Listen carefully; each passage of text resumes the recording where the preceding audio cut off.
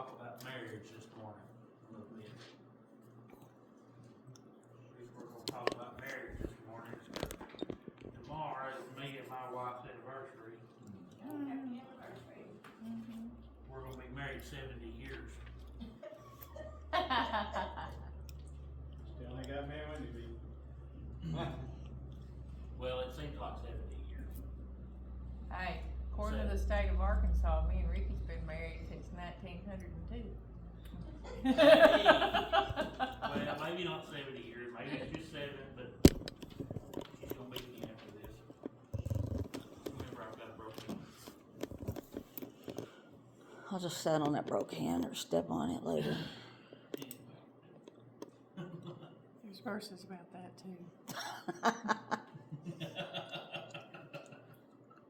You know, in the state of Arkansas, no, that's you beat your wife, not your husband. Yeah, let's beat your wife on Sunday. Remember that. State capitol, you could beat your wife at the state capitol on Sunday. Okay. Proverbs 18 and 22. He who finds a wife finds what is good and receives favor from the Lord. You know, I had something else picked out that I was going to do, but then I got thinking about this, and this kind of fell in a little bit. And I got thinking about this last night. Oh Lord.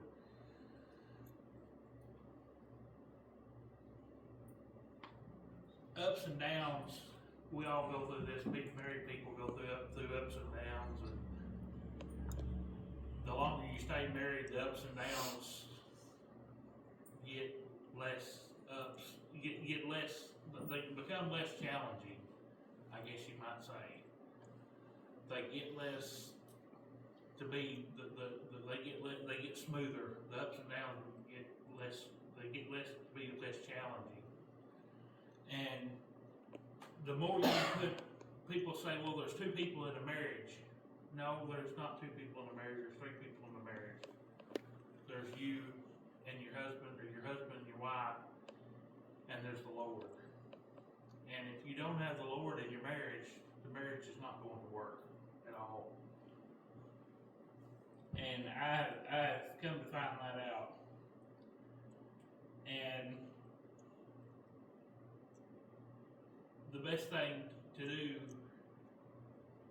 is,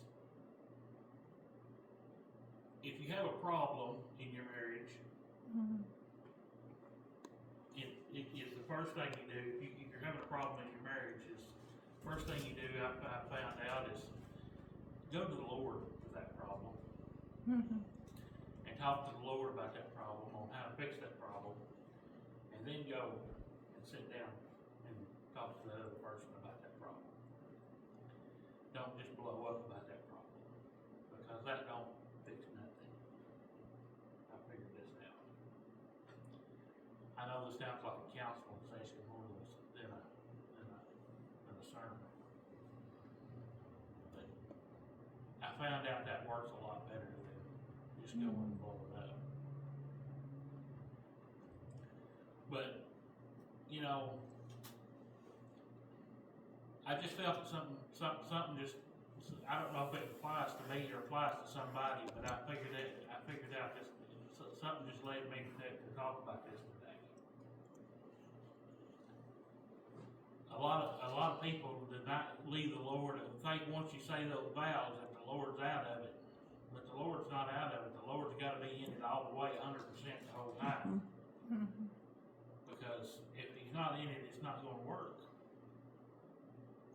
And Austin, I know you're a single man, but there's somebody out there for you. Yeah, I ain't worried about it. The Lord's got a plan for you. So one of these days, God's going to put somebody in your life that's going to be there for you. Took me 45 years to find mine. Trust me. He wants you to be happy, because He wants everybody to be happy. He wants everybody to have somebody. Yeah, well, I'm happy with the way things are now. And don't rush it. Because trust me, rushing it will do nothing but cause you problems. But no, but always bring your problems to the Lord with your problems in your marriage. Don't ever just throw your problems out there and go at each other, because that ain't ever gonna fix anything. I found out a long time ago, it took me 17 years to find out that don't fix anything. And then 7 years I figured out, well, if you take it to the Lord the first time, let him figure it out, then you go back, you can solve your problems that way. But you know, it's real easy just to go and, I guess you could say, blow your problems off and let them build up and not deal with your problems and just not let the Lord handle them. But you gotta let the Lord handle your problems in your marriage, because if not, you're not gonna get your marriage. You're gonna let your marriage have problems, and they're gonna fail. It's gonna fail. But your problems with any relationship really. Mm-hmm. It goes on even in a friendship relationship, and in any kind of relationship really. If you're having a problem with a friend, take it to the Lord and talk to him about it. I mean, I've had problems with a friend that you know, I've had to go to the Lord and pray, Lord, what do I do about this? You know, or a family member, Lord, what do I do? You know, I had a situation here that I talked about last week before last, that I had a situation that I prayed about, and it worked itself out. Mm-hmm. I just let the Lord handle it, and it worked itself out. He solved it. It's easy. If you have a situation that you don't know what to do with, take it to the Lord, and he'll handle your problems. It's simple. That's what he's there for. That's what we forget. He's our problem solver. We forget we're not in charge of this world. You know, we go along and we think we're in charge. We think we're in control of this whole thing. We think we're in charge of our destiny, but we're not. You know, he just lets us float along down here and think we're in charge. You know, as long as we, you know, follow this little book right here. And do what we say, do what we're supposed to do, and say what we're, you know, stay on the right path and everything. He lets us think we're in charge, basically. You know, and something else I won't say that I'll say something that this is kind of off topic just a little bit. Did anybody else go to the little deal down here the other night? Down there in Cave City. Heaven's Gates. The Heaven's Gate. I did not go, but I heard back from them. I was gonna go, but I broke my foot. Well, we went down there and watched it and everything Tuesday night. But it was a good little deal, and I was surprised at some of the things that how straightforward they was with some of the things they said. I was afraid that some of it was going to be more kind of liberal with you know, kind of liberal with some of the stuff, you know. But no, they were, you know, and basically they told right at the front. And you know, don't, if you get saved, when you get saved and everything, if you don't get you in a Bible believing church, it ain't gonna work. You know, and I fully believe that. And, I'm glad we supported them. I really am. But, you know, I wish we could have done a little more, but, and I'm glad that they put that on down there. They had quite a few people down there. Well, they said that they did not have enough. I had give them twice the flyers about, so I'm interrupting your deal, but I had give them twice the flyers. You've seen it about how to be saved and what to do after you've been saved. And they ran out of people that wanted them. And Oh, they gave yeah. away all the Bibles that they had on Yeah. hand for people. They was, well, Tuesday night, there was, I don't know, probably About half of the people that was there went forward. half the people that was there that went forward. Mm-hmm. You know, it was a good deal.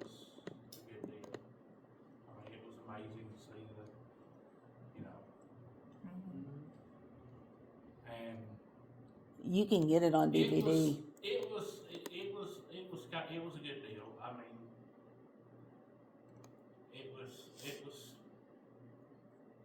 it was kind of it was kind of comical to see some of the local people. You know, of course they had their mess ups. You know, and you wanted to laugh at their mess ups, but you know, it got the point across. You know, but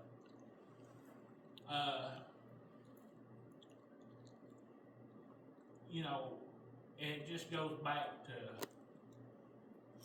you know, putting God in your life. You know, how many people would have put God in their life if that wouldn't have been going on, you know? And you seen people there that probably wouldn't have been there if that wouldn't have been, you know, if that wouldn't have been going on. You know, how many people, it was just amazing how many people, and the way to hear them talk, they had about that many every night coming up. Mm-hmm. So that was amazing to me how many people got saved. Of course, there's some of them that probably come up because their friends come up, or the younger people that come up, but you don't have that. That's why it's important for the churches to follow up. But it was amazing to see that many people there that really, it touched their lives. And if not, it planted a seed. And I hope that every day that we plant a seed in somebody's life. I mean, it touched my life. It touched me even already being a Christian, and just kind of woke something It up. got me. There were some times I got to thinking. Even me. It got me to thinking about some things.